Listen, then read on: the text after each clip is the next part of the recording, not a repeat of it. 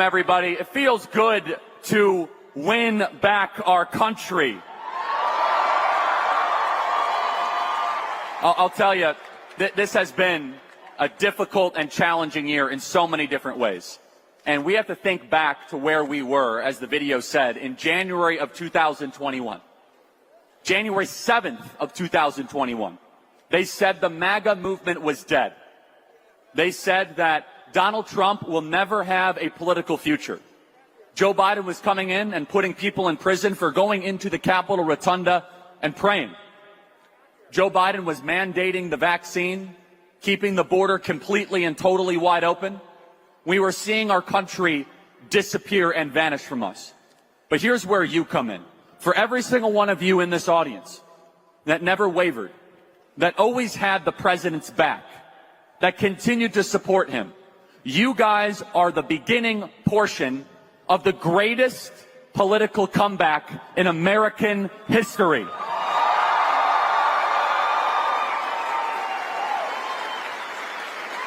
Look at what we are up against, because it defies any sort of human reason. From the lawfare, they try to put Donald Trump in prison for 700 years. Every major tech company banned Donald Trump from their platform. Donald Trump was banned from Facebook. He was banned from Google. He was banned from Pinterest because he's like a big Pinterest guy. He was banned from Spotify. He couldn't even listen to Phantom of the Opera.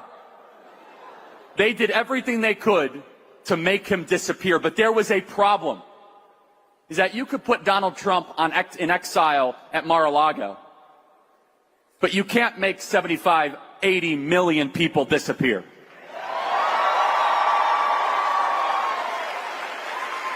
Is that they can make him as if, okay, we're going to try to solve this problem, but what are you going to do with the people of this country?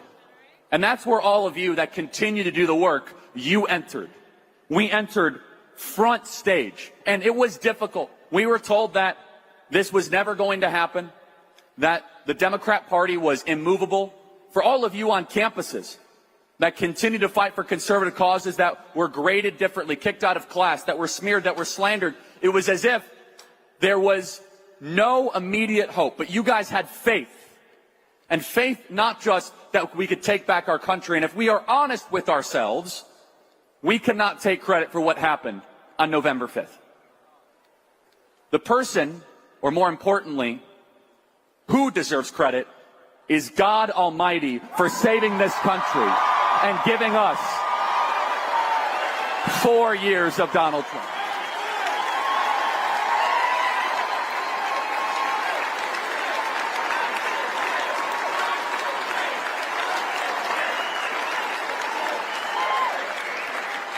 We didn't earn it. We worked out of obedience, but we were inches away from a civil war. And Donald Trump just so happened to turn his head at a specific time to look at a PowerPoint. I mean, I've been to a lot of MAGA rallies. How many MAGA rallies does he do a PowerPoint presentation? And he just happened to turn his head at that specific moment, and that bullet whizzed by and grazed his ear. And by the grace of God that we did not earn and we did not deserve, his life was spared on July 13th in Butler, Pennsylvania. He had every reason to play it safe after that. He had every reason to just kind of take it easy. He had every reason not to continue to campaign, to say that I'm just going to kind of hope for the best. He did more events. He said, I'm going to go do outdoor events. Forget it. We're not going to let the bad guys win. And you could tell who a person is in a moment of crisis. You see, our leaders talk a big game, but anytime they actually feel the pressure, they fold. And we saw who Donald Trump actually is in that moment. When he fell to the floor and he rose, he spoke to all of us at a fundamental level, at a level that we can't even put into words. When he ascended and he said, fight, fight, fight, it was an anthem, it was a clarion call for all of us. That regardless of what you are up against, this is a guy who did not need to be doing this. You know that Donald Trump could have cut a deal. Donald Trump could have cut a deal. The final warning shot was when they raided Mar-a-Lago in August of 2022. That was the warning shot. Like, hey, you better not do this thing, run for the presidency. Cut a deal, golf for the rest of your life, or else we're going to put you in federal prison. And Donald Trump had a choice. Do I do the easy thing or the right thing? And if there is one thing that you teach your child, it's you must do the right thing, even if it is the challenging thing. He knew what he was signing up for. To be indicted by Fani Willis, by Alvin Bragg, the show trial in New York, 700 years in federal prison. He could have just cut a deal. Guys, I'm not running for the presidency. Keep me out of jail. And every single gutless wonder politician of the last 40 years would have cut that deal. They tried to take his business empire from him. They did everything they could to cut him off. But there's something that drives this man that is different. And it's why all of you are here. It is a love of the beautiful things. It's a love of our home. A place that we inherited that we were sick and tired of seeing abused. To see our taxpayer dollars being sent to Ukraine while our southern border remains wide open. Donald Trump loved his nation so much so that he put all of his business empire on the line so that he would go and take a bullet for you to save America for your kids and grandkids. And more than that, I want you to understand the cultural reversal that we all lived through, because it was repeated. Now, I'm going to ask somebody, can somebody throw me your MAGA hat here for a sec? Who wants to get? There we go. Okay, 90 volunteers. Thank you, guys. Look at this. Who remembers back in 2016? If you wore this hat on the streets of New York, it was open hunting season. If you wore this in 2021, they would come after you. And yet I saw something fundamental. It's fundamentally different and something change. And it goes to show that the good guys can win if we push hard enough. It goes to show that we can turn the symbols where they are trying to ostracize us into symbols of victory. When I went to college campuses this last cycle, we ordered a couple hundred MAGA hats. All of a sudden, all the kids wanted them. We started passing them out. I said, okay, we'll do a couple thousand. I go to the University of Georgia. I'm handing out 5,000 of these things. This MAGA hat that all of you guys own went from a symbol of those people are terrible Nazis to the coolest, most desirable thing that one can wear in American politics. And that didn't happen overnight. Whose MAGA hat is this? There you go. That happened because we refused to accept the names they would call us. And we kept on wearing the hat. We refused, like, oh, okay, you're going to call me a racist. I don't care. What else do you have? I'm going to keep wearing the hat. It became a symbol of strength. It became a symbol of resolve. It became a symbol of grit. It became a symbol of American masculinity coming back into our culture. It became a symbol that American greatness is what we demand, that we deserve, that we are not going to apologize for being the greatest nation ever to exist in the history of the world, that we are going to have a mass deportation effort, and that we're going to take back our nation. That hat then represented something even more. President Trump, the greatest deal maker that politics has ever seen, he brokered quite a deal over the summer. He said, okay, Democrats, you guys get Liz Cheney and Adam Kinzinger. We get Bobby Kennedy and Tulsi Gabbard. Let's make a deal. And that hat all of a sudden represented not just common sense, but it represented people of all sorts of different political stripes and backgrounds that were coming together with their sphere of focus and influence. Maybe you are a parents' right advocate. Maybe you are here as a Second Amendment enthusiast. Maybe you are a school board member. Maybe you are a pastor. Maybe you are a Make America Healthy Again advocate.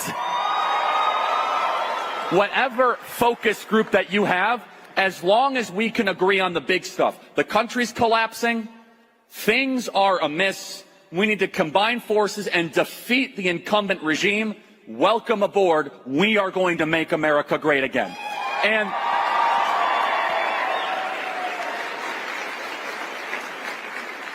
And what we witnessed on November the 5th, being this great comeback story was also the result of the hard work that all of you guys did in the grassroots. For those of you that chased ballots, for those of you that registered voters, for those of you that gave powerful sermons on the Sundays before the election, for those of you that showed up at Republican meetings at 7 a.m. to make sure that everyone had the yard signs that they need. This is your victory. You see, it is easy just to say that it's just one candidate versus another. What it really is one army of activists versus another army of activists. And guess what? We were outspent, but we outworked them this election cycle. Because we wanted it more. Kamala Harris had $1 billion, and hey, by the way, where did that $1 billion go? She sent it to China? She sent it to Zelensky? He's got enough money. $1 billion to do what? And yet we were outspent, we know it. We knew that we were up against the most powerful, well-funded machine in American political history. And it was a machine versus a movement. And the movement were people, many of us in this room, that were was not an oligarch, not a billionaire, but you could knock on 1,000 doors. You could chase 100 ballots. In this state of Arizona, which I, as you know, care deeply and passionately about, we made a promise. We said we are going to invest the greatest ground force Arizona has ever seen. We hired well over 1,000 full-time people here on the ground in Arizona at Turning Point Action. And I can say now, Arizona was the best performing swing state of the 2024 election. We chased over 200,000 low propensity ballots here in the state of Arizona. And in fact, when I was, Mr. President, can we have you at this event? Can we, try to get you? And he said, Charlie, I will only come under one circumstance. It is called a tribute to Arizona, to honor the great people of Arizona that gave me my greatest victory ever in Arizona and brought State 48 back to greatness. And that happened because of the hard work and the grit, the resolve of all of you in this room. And it goes to show that things can change. It goes to show that we can improve this country, that we don't have to accept the premise. But then it brings us to today's time, because we must simultaneously look at the past, what we've been through, the present, which is celebration and giving glory to God for what was given, but also the future. Because if we let our guard down and act as if that everything is fine, the transformation of the Republican Party is not yet complete. You see, for those of you that follow me on social media, you know that I've been very outspoken the last week saying the following. Very simple. It's not radical. It's not revolutionary. I think it's reasonable, which is this. If you are a Republican from a deep red state and you voted for Joe Biden's nominees and you're giving Donald Trump a hard time about his nominees, we will primary you and remove you from office immediately.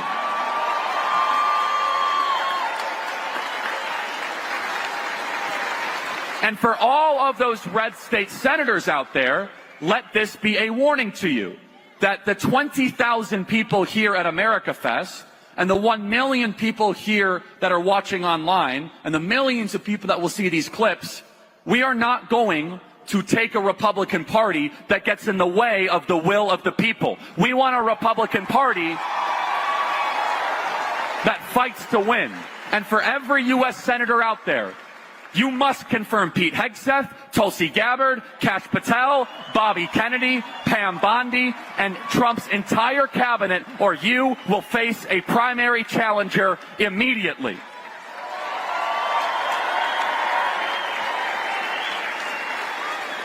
Because we want a Republican Party that is as conservative as its voters.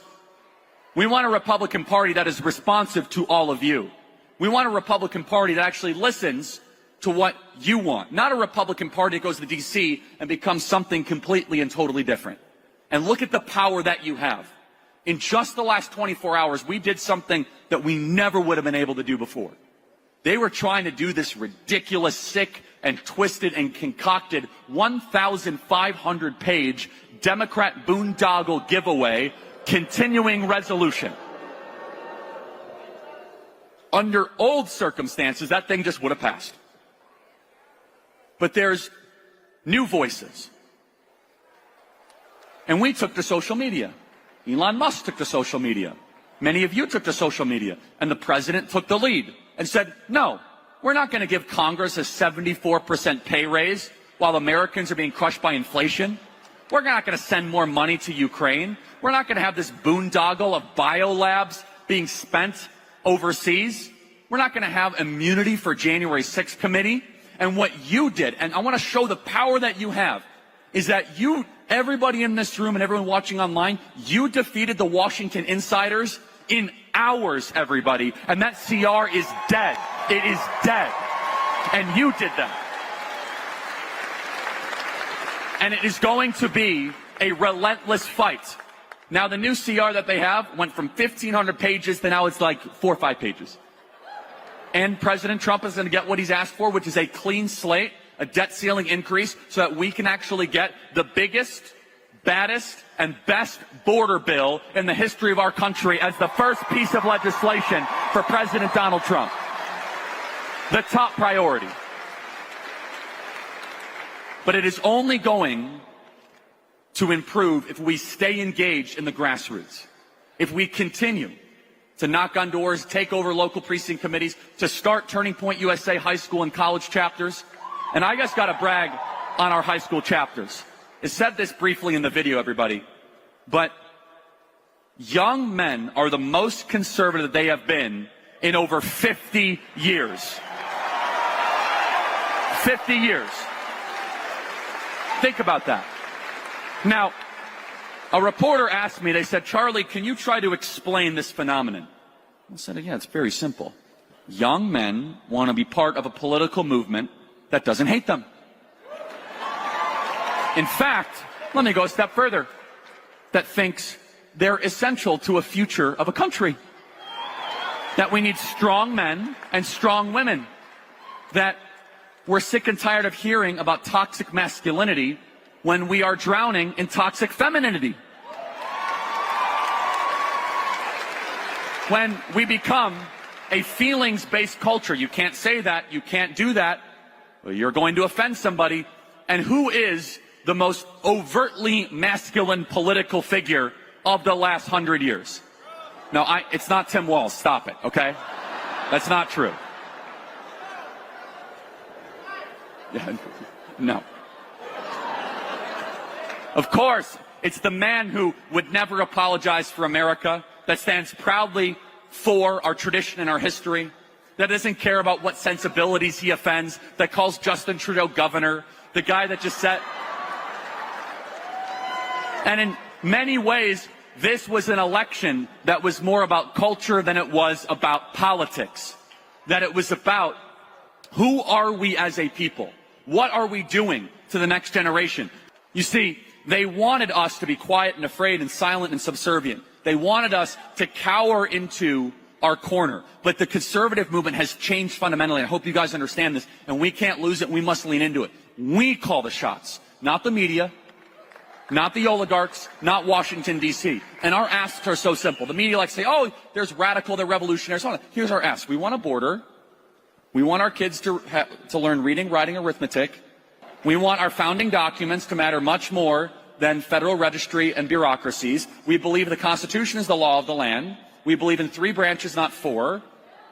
We also believe, I know this is so radical for them to understand, that when you appropriate money, American citizens are first, not Ukrainians. Wow, like what a concept. And you add all of that together, they are the radicals, and they have been the radicals for quite some time. And the final point I'll make is this, is the remarkable power and potency of the truth tellers in this room. You see, we have grown up in a time where we say, the media is the worst, the media is this, and in fact, President Trump said that at his first ever MAGA rally. Do you know where his first ever MAGA rally was? In this building. This building was the first ever MAGA rally. Did you know that? And the only feedback I have for President Trump is he says the media is this, the media is that. Guys, we are the media now, not them. Their power is fading and waning. No one reads their stuff. Their subscriptions are going down. Like, CNN has less views than Hallmark movie reruns, which, again, it's Christmas, so a lot of people watch Hallmark during Christmas. Anyway, that's a separate issue. Or is it Lifetime? I don't know, I get them both confused. Whatever. And they are increasingly irrelevant. And what is relevant is the democratization and the decentralization. And I said it when it happened. When Elon Musk bought Twitter, I believe it was the most important singular purchase since the Louisiana Purchase for this country. I truly believe that. And look at the cause set in motion that happened since Elon Musk bought Twitter. It gave us the ability to speak our mind. Think about all the things that would have just happened without our ability to challenge it. And we joke around. I do not think that we would have been able to expose the American people to how Joe Biden was brain damaged if it wasn't for Twitter or X, because the media wasn't doing their job. By the way, the media should all immediately lose their government-issued licenses day one for the malpractice they did for covering for Joe Biden's senility.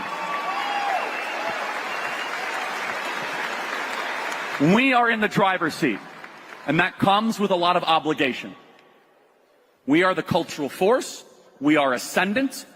The bad guys are scattered, confused, and afraid, and they will be back. And the posture should not be one that, oh, we won and that we're the greatest and that we're indestructible. No, it's the opposite. It should be one of humility, that we are actually in charge. And we didn't earn it, but we have an obligation to deliver.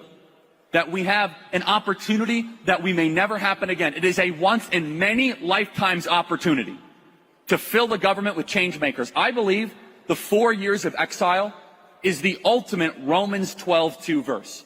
That God will use all things for good for those who love him. When we got displaced from power in 2020, how many of you guys said, boy, 2020, this is the worst thing that happened. We lost our country. We were trying to see what was the takeaway here. It felt as if it was so unjust, which it was, and it was so much lying and so much manipulation. But God knew what he was doing. What he was doing is he was putting our movement in a temporary state of exile where we could become stronger, we could become better, where we could separate the frauds from the real people. We could see who people really were, where we could expand our ranks. We had to desire it more when our back was against the wall. If we would have won in 2020, the second term, I don't know if it would have been that great. It would have just kind of been a little bit of COVID. Okay, that's fine. And the second term is almost never as good as the first. And now we almost get 2 first terms. In the second one, we have a team that is ready to change the world and bring America back to greatness. I will close with this. Soak in this conference, everybody. This is the first major Turning Point conference where we can just celebrate what has been done. But also, we've got to keep our eyes on these students. They're going to go nuts these next couple days. I tell you. But also, go start a Turning Point USA college chapter. Go start a Turning Point USA high school chapter. Go start a Turning Point USA 5C school. Go find out how your church can get involved. Sign up and become an activist. America Fest is the starting point for us to take America to greater heights in 2025. Remember how lost we felt a year ago. Remember how directionalist we felt. And instead of saying, we've won everything, I could take it easy, instead is that God gave us a reprieve so that we can reload, that we can lean in, and that we can make the conservative movement stronger than ever before. And that's the resources you're going to see in the exhibit hall. There will be people here that could change your life, future jobs, future friends, maybe future spouses. You never know. You hear that a lot. But have that posture of activism and action. We have a slate of speakers that is the greatest in the entire country. I mean, this is unbelievable what we have here. It's going to be 4 days of energy and enthusiasm, and you guys help make it possible. This is the greatest country ever to exist in the history of the world, and I can say, wow, there was a debate. Is God done with this country? And now I can say confidently, no. God is not done with America, and our best days are ahead. God bless you guys. Thank you so much.